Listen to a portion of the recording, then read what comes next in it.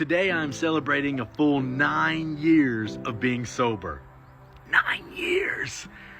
Any of y'all that knew me 10 years ago, 15 years ago, you probably never thought you'd see this day. 9 years of being sober. Man, there were times I didn't even go 9 hours without having a drink. 9 days, out of the question. I love drinking so much that I counted down the hours till I got off of work so I could have a drink. There were places I wouldn't go, people I wouldn't hang out with if alcohol wasn't going to be allowed. I loved it so much. And I remember the day that I went to the fridge and the freezer and I got all the alcohol that I had, and I voluntarily, of my own desire, poured it down the drain. And even though I chose to do it, I began to cry as I did it.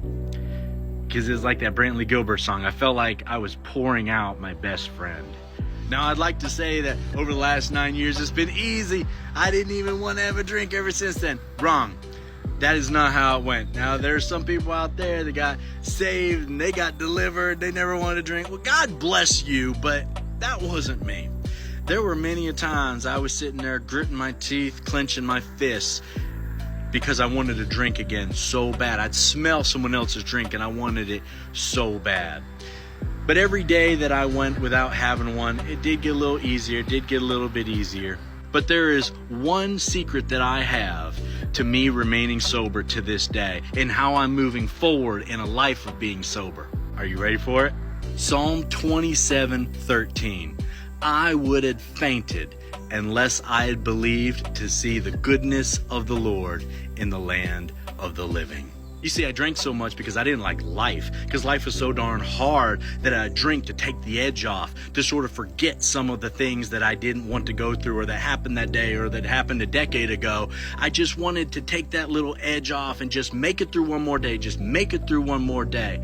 But then I looked in the Bible, and one day I just decided to read the New Testament and to take it for what it's worth. Every single word. Just believe it, claim it, live by it, to be confident that every single promise that God has given us in this new covenant was for me and was for now. And it was at that point that everything began to change for me. The blessings I read about in the Bible actually began happening to me. The miracles I heard about in the Bible actually began happening to me and around me. Did life instantly become easy for me? Absolutely not. And if you've known me in recent days, there has been a lot of times where the devil said, why don't you go back to drinking? The devil's told me to jump off a bridge. But you know what? I would have fainted unless I expected to see the goodness of the Lord in the land of the living.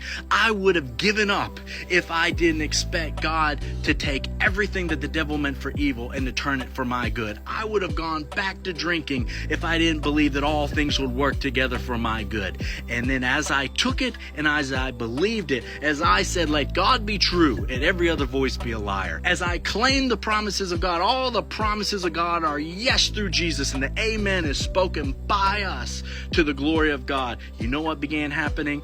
Everything that was in the Bible that I believed actually began happening. You want to know why? Because it's just as Jesus said over and over and over. It's according to your faith, let it be done. So get into the Word. See what it means to do not be drunk with wine, but be filled with the Spirit of God. I wasn't taught that when I was young. Being filled with the Spirit changed everything for me. I got the joy that I thought the alcohol gave me. I got the peace that I hoped the alcohol would give me. And now I have miracle working power going through me. Alcohol has nothing on this. I'd drink and drink so that I would just be able to laugh. But now I can laugh in the Spirit. Now everything has changed for me. But it's all through the Spirit and the power of God. I would have given up unless I expected to see the goodness of God, not in heaven, but here in the land of the living, on earth as it is in heaven. Don't go looking for the kingdom, hoping that it's in heaven. The kingdom is in you. So you don't need alcohol to live this life. You don't need drugs to live this life. You don't need to go sleep around with everyone to get through this life. All you need is to be filled with the Spirit of God. Life doesn't instantly get perfect, but my goodness gracious, you have everything you need according to life and godliness. It will leave you so satisfied, so whole, and so filled with joy, hope, and faith and peace that you never, ever even thought life could be this good.